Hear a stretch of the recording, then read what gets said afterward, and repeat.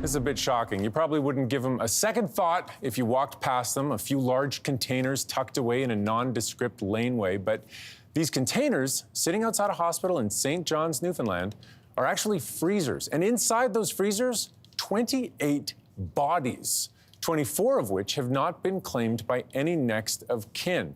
With us this morning is Nathan Romagnoli, founder and director of Eco Cremation and Burial Services. So this is not just a problem that's a Newfoundland problem. This is a problem across the country. Agreed, completely. We've been seeing this for many, many, many years. And I think that now it's becoming a very, very apparent issue.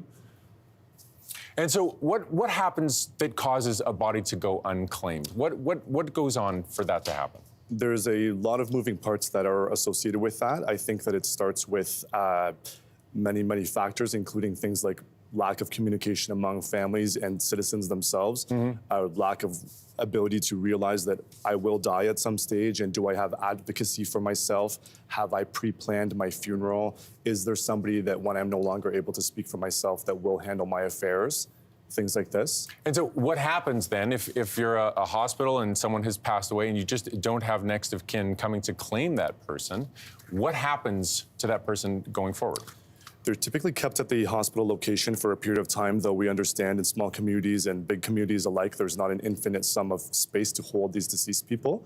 There's a number of elements that come into play among the government organizations, including things like social work, a team of individuals, for example, here at the Office of the Chief Coroner in Toronto, that is an actual team associated with trying to find kin and or associates to claim the people. And sometimes the issue is a financial one. So there might be next of kin that know that person is there but are overwhelmed by the costs that are going to be associated with a burial. In fact, in Ontario, a maximum of $2,500 can be provided to help cover burial and funeral costs through the Ontario Works program.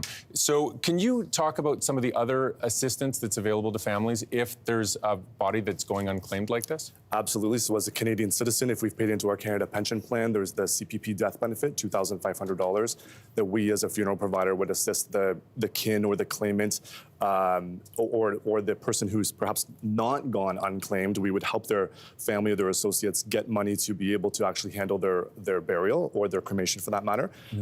There's a various other realms of assistance, starting, I guess, with trusting a funeral provider that has the knowledge to help you understand what you can do. So in your experience, where does this conversation start? I mean, how do families talk about this sensitive subject? It's a very sensitive topic, and I think we have a natural fear to avoid death and dying topics, and so we must realize ourselves as any living thing that we will die. Our mothers, our fathers, our sisters, our brothers will die, our pets will die.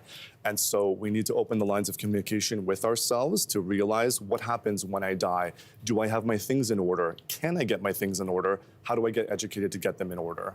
And what happens to those people in the freezers in Newfoundland? I mean, where ultimately do these people end up if no one steps forward? Then a series of government documents and such are issued through various parties.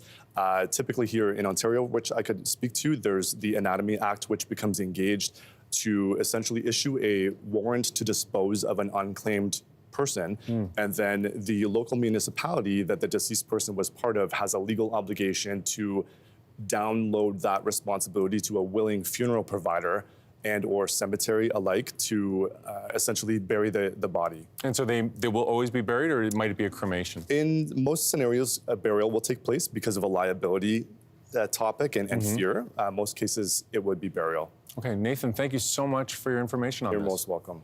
All right, and now...